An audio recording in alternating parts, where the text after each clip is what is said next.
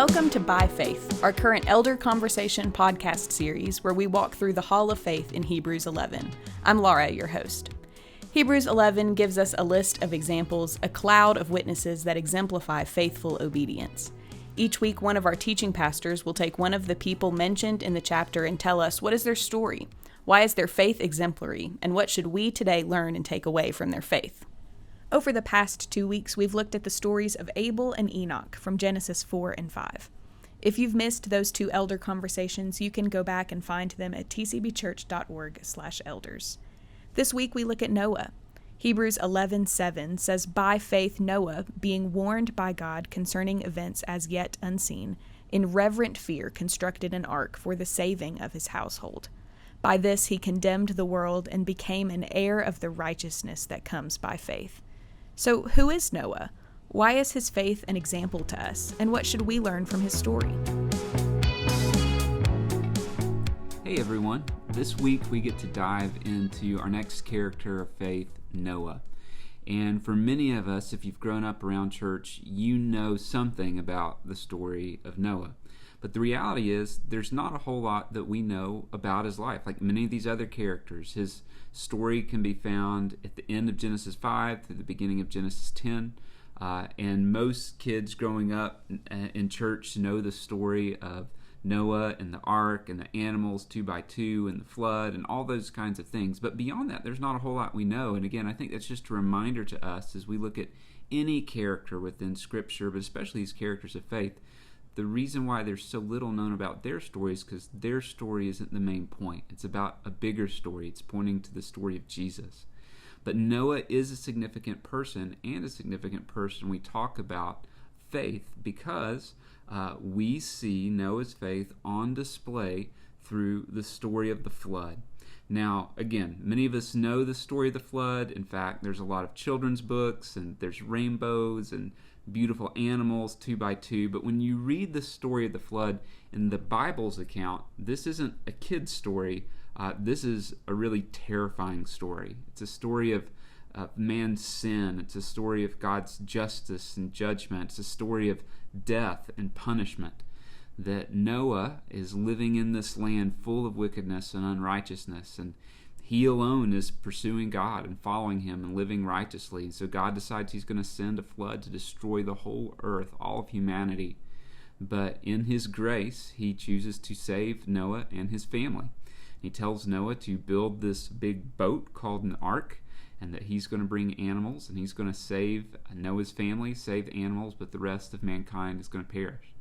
And so Noah, by faith, built this boat, never seeing a flood, being in the middle of a place where there is no water, trusting what God had told him to, that God was going to protect him and protect his family.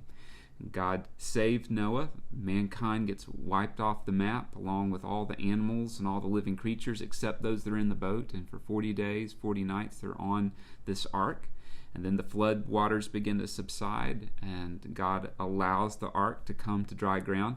If you read the story, it talks about sending out doves, and eventually one comes back with a branch. And so Noah knows land is coming. They land on Mount Ararat, and then he and his family are able to leave the ark and begin to repopulate, refill the earth, and fulfill this covenant that God had given to Adam and Eve to be fruitful, multiply, and fill the earth. Now, Noah has been called to do that. Now, when we read the story of Noah, Noah's not a perfect man. After he gets off the ark, it's not too long that he plants a vineyard, he has wine, he gets drunk, and has this kind of crazy encounter with his sons. And so, even after God's redemption, we see brokenness come into the story. But Noah is a picture of faith to us. So why is Noah's faith exemplary? Well, Jesus and Peter actually help give us a picture of this along with the author of Hebrews, because Jesus and Peter both, in the gospel accounts and then in Peter's letters, address Noah as a man of righteousness and the days of Noah that were filled with wickedness. And so what we see in Hebrews chapter 11, verse 7, is that his faith was on display in a couple ways. One, in a culture of compromise, Noah remained faithful to God.